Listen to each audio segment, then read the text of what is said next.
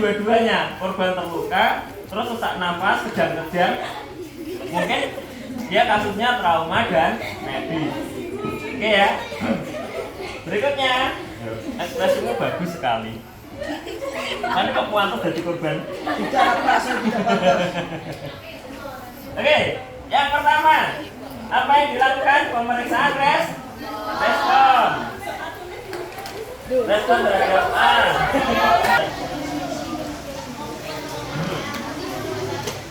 Tentukan kesan umum, trauma atau medis, kemudian periksa respon A, S, N, P. Ditanya dulu, Mas, namanya siapa? Mas, bisa dengar suara saya? Jadi begini. Atau misalnya begini, kita posisikan kepalanya lurus dulu. Terus ditanya, Mas, namanya siapa Mas? Nggak merespon. Kedua tangan kita lambaikan di depan wajahnya. Ini juga merupakan pemeriksaan terhadap awasnya mata. Jadi dia bisa berkomunikasi dengan gerak tubuh atau tidak. Mas yang korban ini merem misalnya. Ini. Misalnya sama merem terus ada apa? Tangan yang bergerak di depan muka bisa melihat ya. Masih bisa melihat ya? Iya. Ada cahaya yang berubah-ubah. Nah begini. Mas. Kalau tidak merespon, baru kita cek respon S, suara. Mas bisa dengar suara saya? Kalau bisa dengar suara saya, tolong beri isyarat. Mas, ditepuk di dekat telinga. Lek perlu bawa merekam digedosi di tanggung. Jojo, itu terlalu ekstrim. Kita gini aja. Mas, bisa dengar suara saya? Terus, kalau tidak dengar, periksa N. Ya, periksa N dengan cara menepuk pundak. Mas, sambil dipanggil. Mas, digoyang. Terus, raih lengannya dicubit. Sambil lihat wajahnya, jangan duit terjadi. Korbannya peringisan, awakmu gak ero, mergo nyawan yang gini. Jadi dipandang di situ. Loro gak? Kalau ero, mergo gak bisa. Kalau tidak merespon, tekan tulang dada. Gunakan ya, tekan tulang dada gini. Kalau korban tidak ada perubahan ekspresi karena merespon terhadap rasa nyeri, berarti kesimpulannya adalah T. Korban tidak respon, tolong panggilkan ambulans. Kamu berteriak mencari bantuan. Bapak, tolong panggilkan ambulans karena korban tidak respon. Ya, ditakutkan nanti terjadi benturan di kepala, sehingga terjadi gegar otak, berarti harus segera dirujuk ke rumah sakit. Oke, setelah memastikan T, baru kita periksa nafas korban dengan menguasai jalan nafas terlebih dahulu. Pastikan jalan nafas terbuka dengan cara menengadahkan kepala korban. Jadi kepala korban ditengadahkan begini. Kenapa kok harus ditengadahkan? Ada yang tahu? Kenapa kok dengan begini korban nggak bisa bernafas? Aliran darah perlu ditambahin di catatan tubuhnya. Kalau korban tidak sadar, posisi kepala dingkluk ini bahasa Indonesia ya? Menunduk begini. Karena berbaring menunduk, banyak kemungkinan lidah tertelan. Jadi ilatnya pangkal lidahnya itu tertelan sehingga menutupi saluran pernafasan. Maka harus kita buka dengan cara yang pertama. Ini namanya head tilt chin lift. Angkat dagu, tekan dahi. Kepalanya ditekan, tekan ke sana ya. Misalnya begini sih. Kamu menekan langsung begini saja. Batu yang buat tekan terus ini buat angkat. Yo gak bakalan kena. Mergo apa? Lagi batu buat tetapnya silai baduknya juga bakalan dangak. Harus ada penekanan ke sini. Kepala didorong ke sini, dagunya diangkat. Sehingga dengan posisi seperti ini, lidah kembali tidak bertelan sehingga saluran pernapasan terbuka.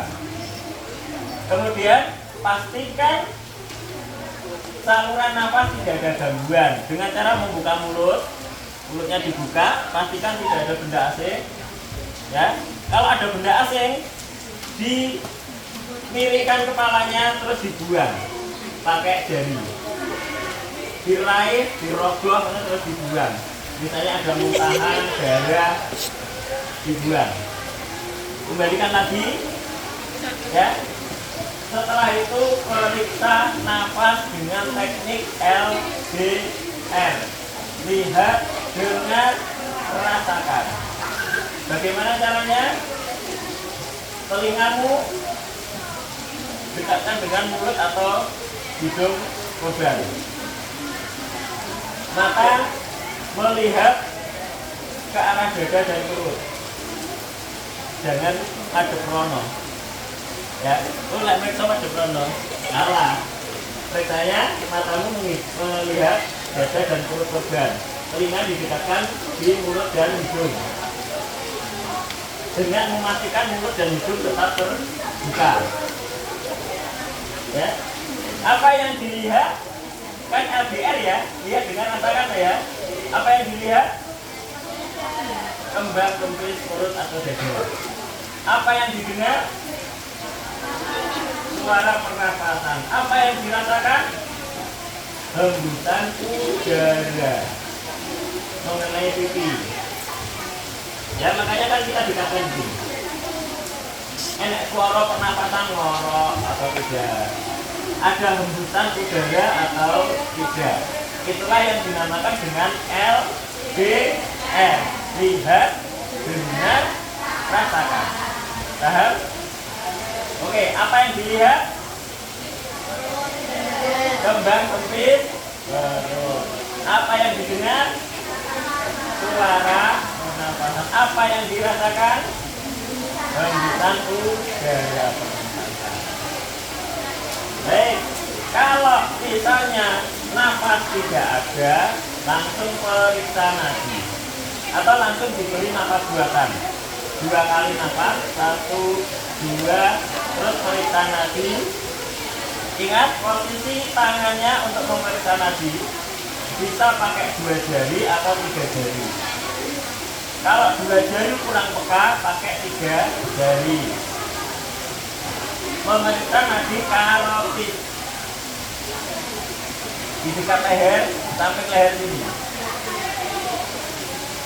Gunakan 2 jari menghadap ke depan, jangan menghadap ke bawah sana. Misalnya begini, coba perhatikan. Kalau posisi jari saya begini, benar salah? Meskipun saya bisa merasakan nadinya di sini, tapi kalau jari posisi seperti ini salah. Misalnya begini, benar atau salah? Salah. Yang benar, jari menghadap ke depan, letakkan di sisi dekat dengan penolong, yang menghadap ke penolong. Kalau sampai dari sebelah kiri, berarti ya di sisi kene. Sama dari kanan ya berarti yang sisi kanan yang diperiksa. Paham ya? Paham ya? Oke, kalau praktek kira-kira benar. Oke, ini kalau korbannya tidak sadar. Kalau korban sadar, cara memeriksa nadinya berada di sini saja. Tekan di sini saja itu. Ini nadinya normal enggak itu nanti. Yang penting korban sadar. Tapi kalau nggak sadar, ngeceknya di sini. Oke, bisa dipahami?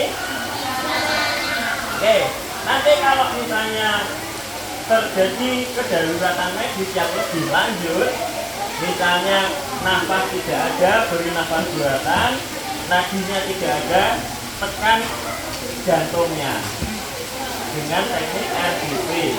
Tentukan titik, tekan, kemudian ditekan, posisinya tegak lurus, ditekan sebanyak 15 kali. 1, 2, 3, 4 sampai 15. Diulangi meniup nafas lagi, tekan lagi sampai 15 kali.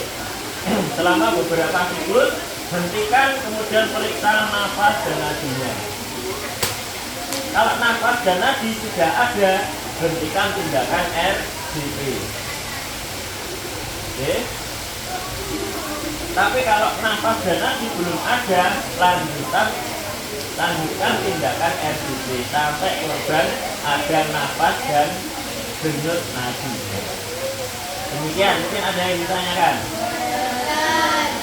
Minggu depan kalau misalnya ada waktu latihan, bisa ya, misalnya saya minta untuk praktek satu persatu, bisa ya.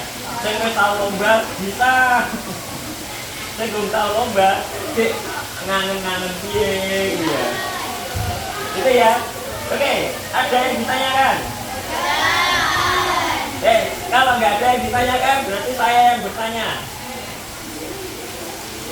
Bagaimana cara melakukan teknik membuka jalan nafas dengan teknik jauh teras?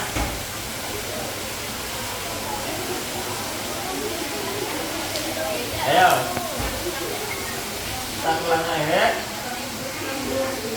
Ya, ada kesulitan begitu, maka kita buka jalan nafasnya dengan teknik jauh teras. Jempol, ujung jari kita letakkan di tulang pipi.